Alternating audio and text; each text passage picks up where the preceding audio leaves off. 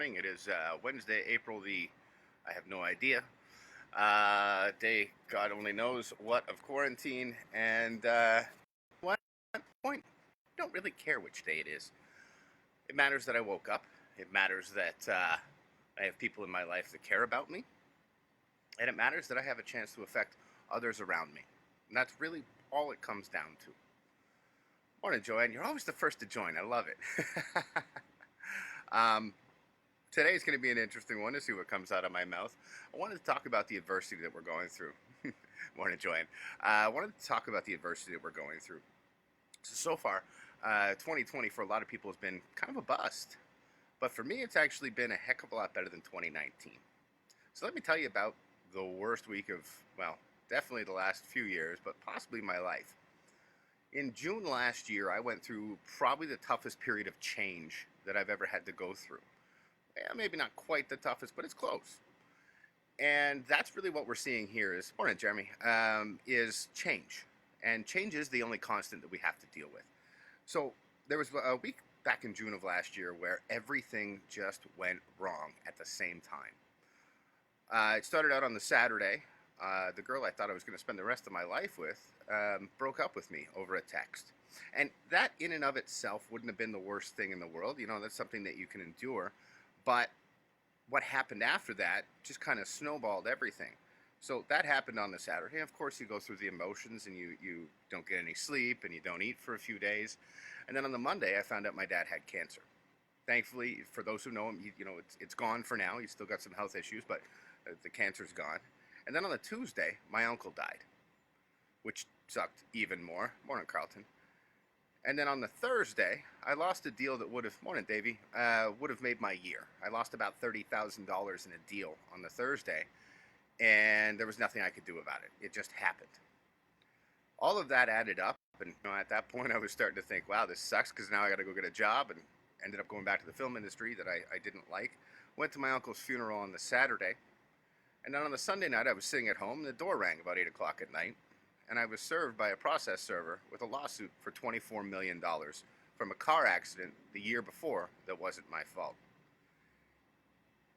That 1 week sent me down a very, we'll say it's, morning, Charmaine, we'll call it the dark night of the soul.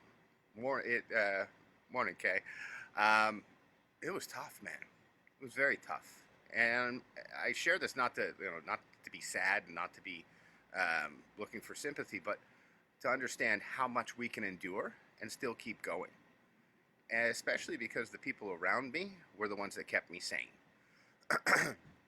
I'm not going to say that my world is a million times better than that, but it is better. And that's why dealing with everything that we're dealing with now, the adversity that we're dealing with now, because I have a barometer of, this is absolutely terrible versus this is manageable. It's a major, major difference. And I just saw that Beth joined. She's one of the people that helped me through it. I love you too, Kimmer. Beth and Dom were, if it hadn't been for them, I don't know what I would have, I don't know how I would have gotten through what I got through. But that's what I'm really finding with all of this and what we're going through now is it's the people around me that are making it okay for me to, morning, Pam, they're making it okay for me to go through this, that are making it okay for each other to go through this. Yes, it's adversity. Yes, a lot of it sucks. A lot of it is really, really hard for a lot of people. I'll be honest, this last weekend was awful for me, dealing with the loneliness, dealing with some other stuff that I feel bad about, but had to do. It's kind of crazy that the adversity is what shapes us. It's only when we see these darkest parts of our soul that we're able to enjoy the lightest parts of our soul. And that's, thank you, Gary. And I'll be out in Dunnville later today, actually, very briefly, but I'm actually moving out there, if everybody knows. And I guess that's where this all kind of comes from, is the change that's happening in my life. And the stuff that, just because stuff happens doesn't necessarily mean it's bad. You can always interpret it the way that you want to interpret it. And through all of this, I believe that we're going to have a very, very positive change after all of it. And by coming together like this every day and by affecting the people around us in a positive way, I know we're going to get through it and we're going to be better because of it. Anyhow, that's it's 9 o'clock. I never get enough time to say stuff like that. I should start coming on like a half an hour before. Anyhow, ladies and gentlemen, for our frontline workers, for the people who are still out there, please rise to your feet. Let your voices ring out in unison for our national anthem. Oh, Canada, our home and native land, true patriot love, in all thy sons' command, with glowing hearts we see thee rise, the true north strong and free. From far and wide, O Canada, we stand on guard for thee. God keep our land glorious and free. O Canada, we stand on guard for thee. O Canada, we stand on guard for thee. Oh wow, we actually got like rousing applause this morning. That's awesome. And it's still going. We'll get through this. I promise you. There will be a vaccine. There's going to be a lot of stuff we have to deal with. Don't listen to the media as much as a lot of people are. It's going to bring you down. It's all tragedy and it's all negative thoughts and it's all stuff that will compound in a negative way in our lives.